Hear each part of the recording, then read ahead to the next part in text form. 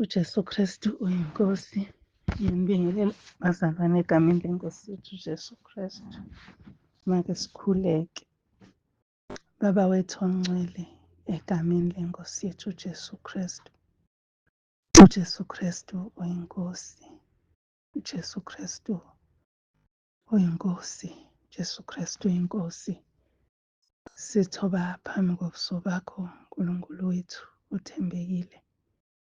Ngegama lenkosi yethu uJesu Kristu ophilayo, siza ebukhoneni bakho nantambama. Ngegama lenkosi yethu uJesu Kristu ophilayo, sizofunda izwi lakho, sabelane ngalo, khuluma ngalo ey'nhlizweni zethu, Baba wethu ongcwele, ukuze kuthi lokho okushilo sikwenze ngokusizwa nguwe. Nkosi, namandla asinawo kodwa siwathola kuwe. Asinakho Nkosi nokuzenzela ngokwethu, kodwa sisizwa nguwe. Osidalile ngothando lwakho, wasenza saba umfanekiso wakho, sakufuza Baba wethu ongcwele, sakhetha ukubuyela entendeni yesandla sakho ngokusizwa umoya wakho oyingcwele. Khuluma nathi-ke Nkosi, siyizidalwa zakho, siyizimvu zedlelo lakho. uJesu Kristu uyinkosi. Amen. Ngibingelele-ke bazalwane nyakeni omusha, lwesibili, ulwesine, lwesithathu kulo nyaka esiwuqalile. Senzele umusa, sangena kuwo, sisasukuma-ke ngokugqira ekhorasi, hhayi ngoba sigula, hhayi ngoba sibuthakathaka ngobude beminyaka esiyiphiwe. Sibonga uNkulunkulu nangayo. Sizofunda izwi, sizolithola encwadini kaMakha, uchapter 11. uMakha 11. Sizofunda nje laphaya, siqale kuvesi 12 kuye ku-14. Izwi likaNkulunkulu. Sondeza isihlalo ngihlezi kuso uxolo. Sizofunda nje isihloko sithi, esibhalwe ezwini, sithi ukuqalekiswa komkhiwane. Kodwa isihloko esizosipha lo mkhuleko wethu sizothi vezani izithelo. Siqale-ke sifunde. Ngangomuso ekuphumeni kwabeBhethaniya walamba, wabona umkhiwane ukude unamaqabunga. Wasondela ethi mhlawumbe angathola kuwo utho kuwo. Esefikile kuwo akafumananga lutho, amaqabunga odwa, ngokuba kwangesiso isikhathi samakhiwane. Uma siyithola ngalena encwadini kaMateyu, ithi amaqabunga ayemahle. Ithi amaqabunga ayemahle, isihlahla sasisihle sithembisa. Kodwa-ke sizofunda leli ngala, ukuthi-ke siqhubeke sifunda uvesi 14. uJesu wakhuluma wathi kuwo, akungabe kusadla noyedwa isithelo kuwe kuze kube phakade. Abafundi bakhe bakuzwa. uJesu Kristu uyinkosi. Ngithanda nje ukuthi-ke ngikhulume ngezinto ey'ntathu engiy'fumane kule ndaba. Indaba, into yokuqala ukuthi walamba uJesu. Walamba. Ekulambeni kwakhe wasebona lo mkhiwane okude. Uma ewubona umkhiwane, wasondela ethi uzothola kuwo isithelo adle, kodwa akafumananga lutho. Indaba yethu ilapho-ke bazalwane, ukuthi simele ukuveza izithelo. Njengamanje le ndaba imboza wonke umuntu abantu balambele izwi, bayazi ukuthi wena uyakholwa, bayazi ukuthi usindisiwe, bayazi bakubona uphethe iBhayibheli, mhlawumbe zonke iy'nsuku, mhlawumbe ngesonto. Bayazi ukuthi uma ngabe beney'ngxaki emphefumulweni, uma besondela kuwe kufanele bathole okuthize. Enhlizweni yami iyangimangalisa le ndaba ngoba kuqala iviki ngibe nalento le, angazi noma ngizothi yiphupho noma yini, kodwa bengilokhu nginento ethi xwayani, xwayani, xwayani. Ngaze ngabhala phansi la ngelinye ilanga ngifunda izwi, ngabhala uxwayani ngawufaka kuma-brackets. And izwi engangilifunda lalile koDuteronomy. Namhlanje mase ngilifunda akasaveli luxwayani, kodwa ngibhalile uxwayani eduze kwalo. Amavesi engangiwafunda ngalelo langa. Nangelinye ilanga ngaphinde ngafunda futhi ngafunda kuDuteronomy, ngabhala ngezansi, wavela luxwayani. So namhlanje uma ngikhulekela leli zwi ngiyambona luxwayani, kodwa izwi engilifundayo yileli lesithelo. Uma sengikhuleka ngithi Nkosi izothini isihloko salo mkhuleko wethu namhlanje, ithi indaba vezani izithelo. Kanti ekuseni bekade kuvela ukuthi kholwani uNkulunkulu. So mase ngiyifunda le ndaba, uma ngabe sengiqhubeka naye lo Mark 11, ngiyathola ivesi elikhuluma ngokukholwa uNkulunkulu. Kodwa bese uma ngabe sengibheka le ndaba ukuthi walamba uJesu, abantu bami bayabhubha ngenxa yokuswela ulwazi. Sitshaliwe siyimkhiwane, uNkulunkulu usibekile ey'ndaweni zonke ukuba sithele isithelo. Vezani isithelo. uNkulunkulu usibekile ukuba siveze izithelo, ukuthi ukukholwa ngaphandle kwemisebenzi kufile. Sibekiwe bazalwane, sibahle, size sigqoke nakahle, sifaneleke, sinconywe ngabantu ukuthi hey, hhayi cha, ivangeli lakudala. Kodwa sikhona yini isithelo? Bayadla yini abantu abalambile thina? Umuntu uma esondela uthola ini? Umuntu nje uma esondela kithi yini ayitholayo? Kukhona laphayana encwadini, ngicabanga ukuthi kuMateyu impela. Yebo, ikhona lapha kuMathew, angisazi ukuthi uMathew bani, Mathew 12 verse 33. Ngicela ukuyibheka ngoba angisenalo iqiniso kahle ukuthi yiyo yini. Yes, verse 33, okay, i-verse 33. Uthi yenzani umuthi ube muhle nesithelo sawo sibe sihle, noma nenze umuthi ube mubi nesithelo sawo sibe sibi, ngokuba umuthi waziwa ngesithelo sawo. Siziveza sibahle kubantu, kodwa abantu uma sebezokha ifruit kithi, sibaphindise emuva.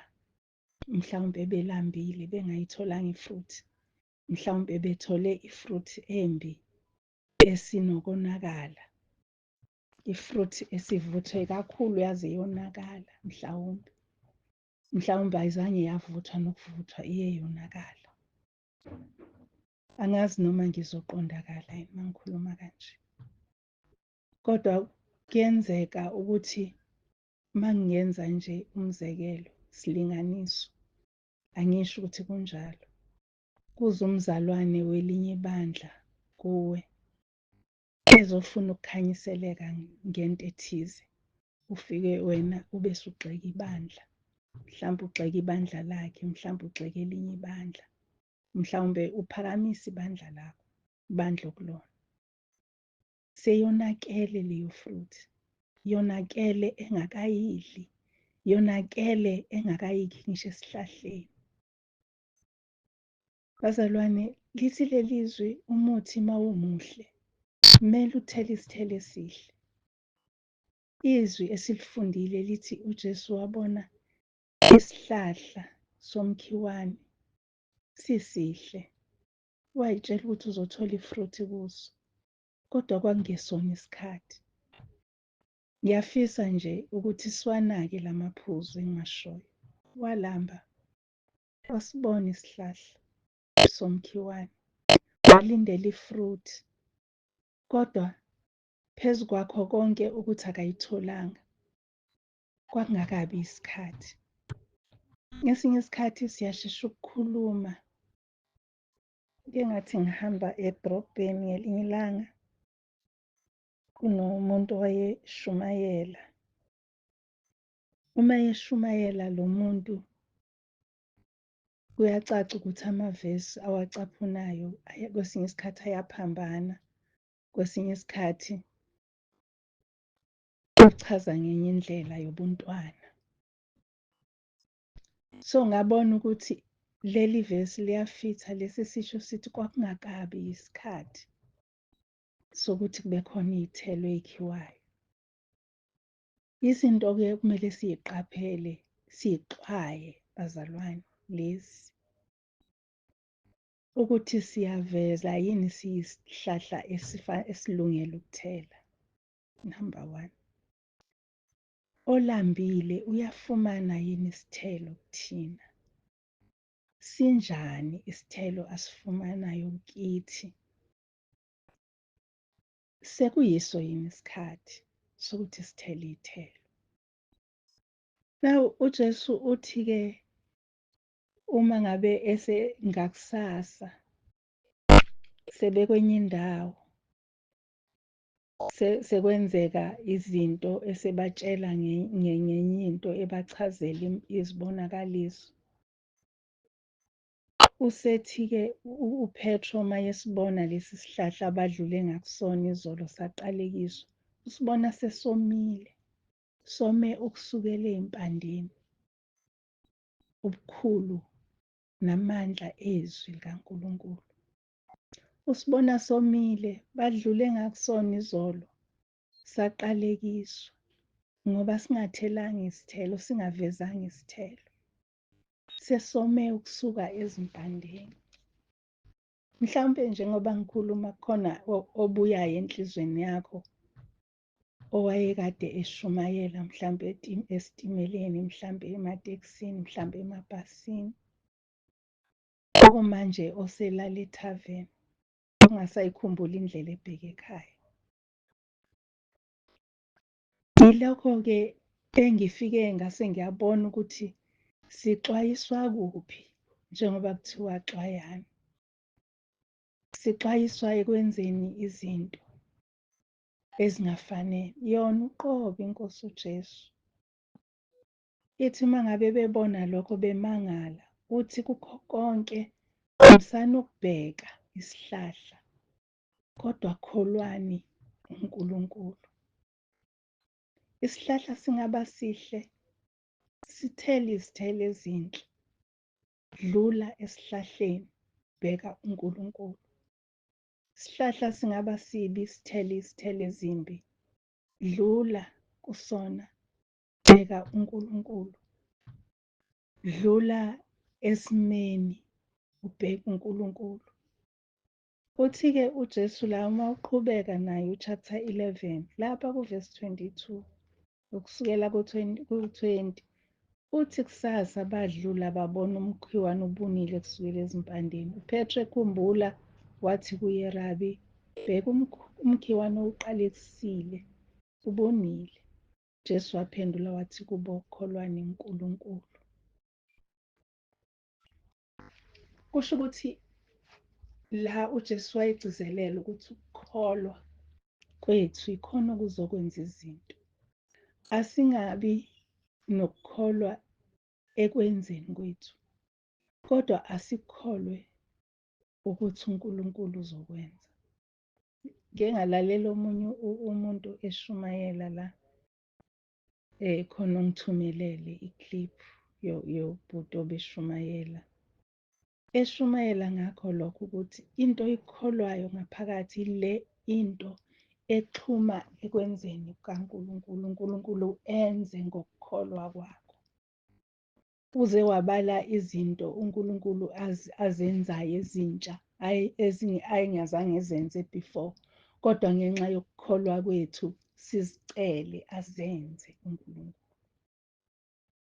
Now ngiyabheka ukuthi ukukholwa uNkulunkulu kwenza sithele ngisho isithelo nangesikhathi okungesona. Uma thina sizokholwa, uma thina sizokwenza lokhu uNkulunkulu athi asikwenze ngesikhathi athi asikwenze ngaso. Buka lo mkhiwane uzokoma kuze kome ngisho iy'mpande.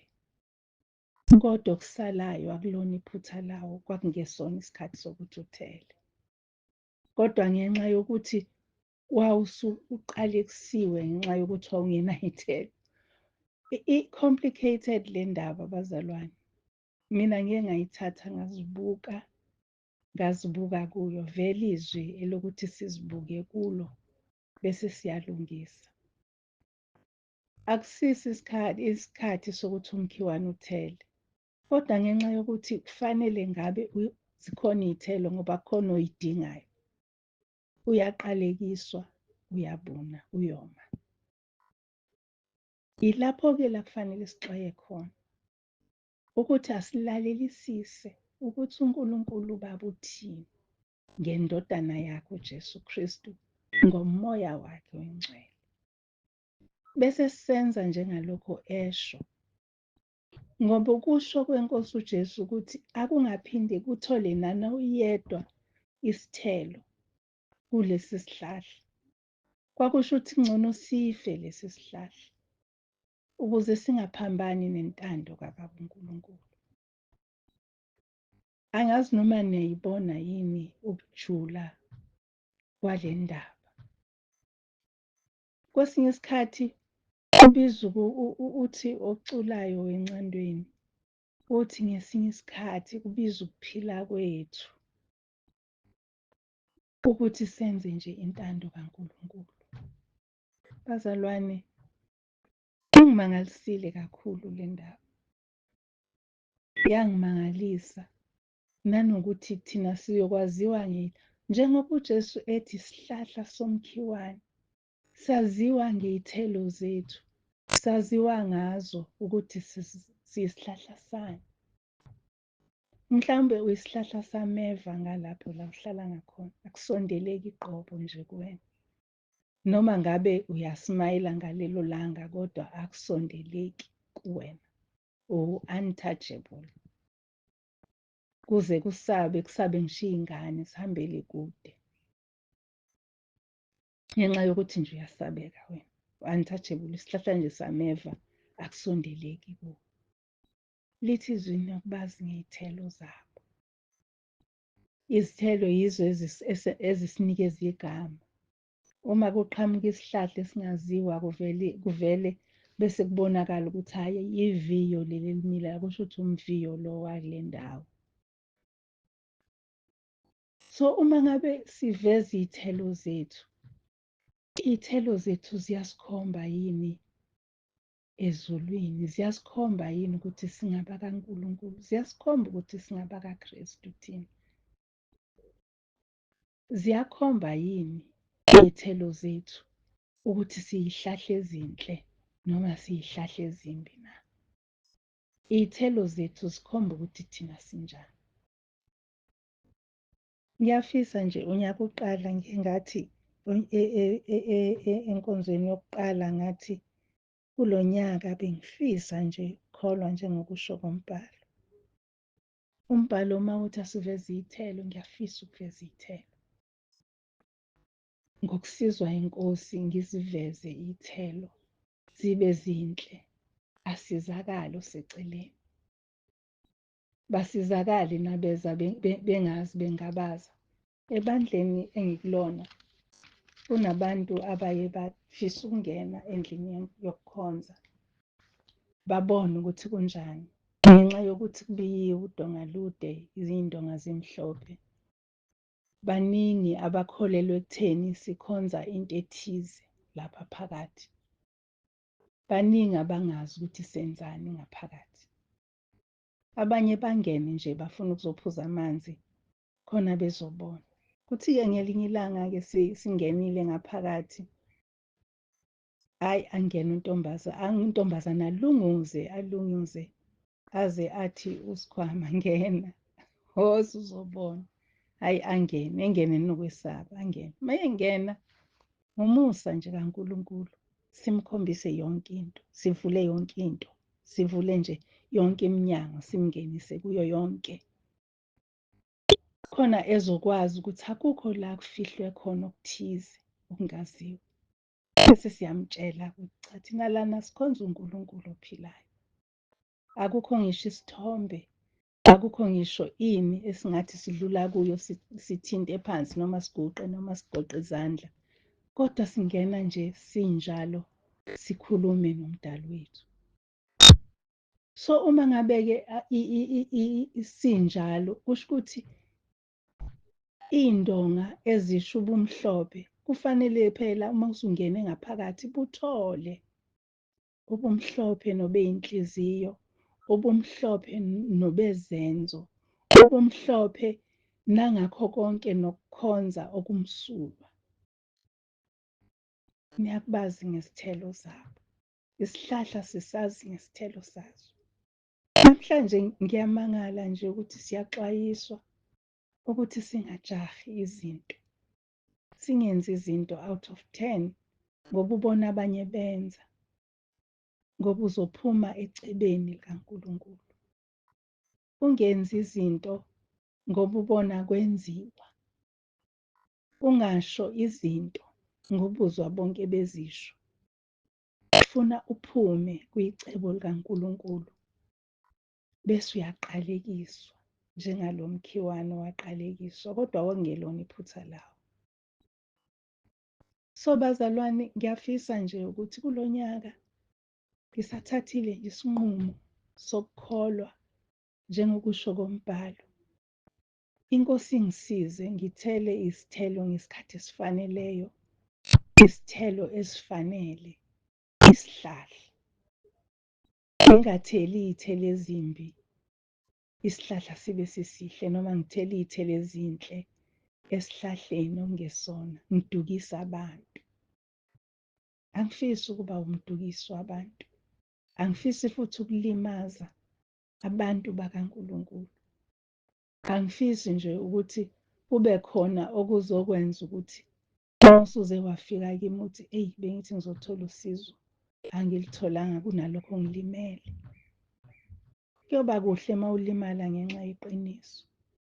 Kodwa uma uzolimala ngenxa yokuthi mina angithelanga isithelo esihle phambi kwakho, eyi, ngiyesaba, ngiyaxwaya kakhulu, angifisi ukufika lapho.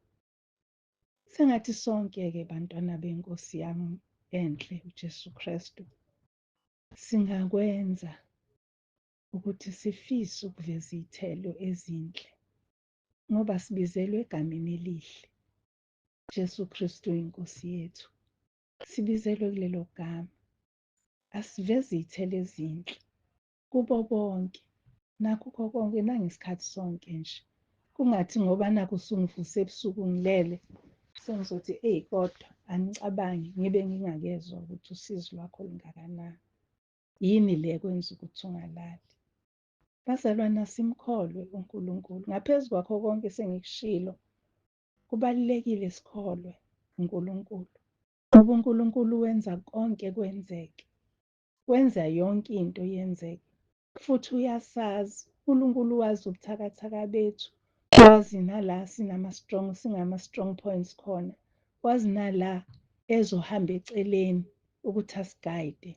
Wazi nala kumele akasithwale khona. So ukukholwa wuye nje khona okusafe.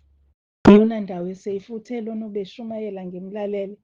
Wathi ayikho indawo esafe ebukhoneni bukaNkulunkulu uma ukhuleka. Kumanje nje si-safe ngoba sithi noma sesiphelelwa ngamagama sesilala ngezisu. ebukhoneni beNkosi. Umoya oyingcwele asibubulele. Sikwi-safe space, sisendaweni ephephile ngendlela emangalisayo. Singaphumi-ke endaweni ephephile, bazalwane. Singaphumi ngoba sizoqalekiswa, sibune some, size silahlwe ngaphandle, senziwe umlilo, senziwe iy'nkuni. Yilokho nje bengifisa ukuthi sikhulume ngakho namhlanje ngokusizwa inkosi. Ngiyakholwa Nkosi yethu izosenzela umusa ukuthi siziveze iy'thelo. Usho njalo laphayana kuMathewu 3:18.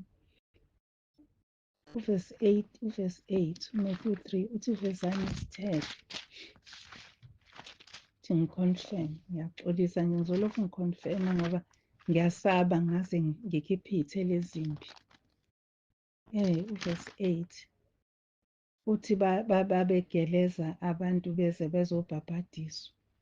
Kusekuthiwa ngitshelo ubani thina ubalekele ulaka intukuthelo ezayo na?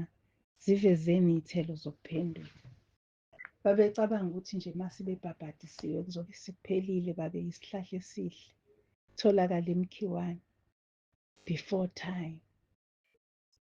Kwase kuthiwa kufanele zivele phela izithelo.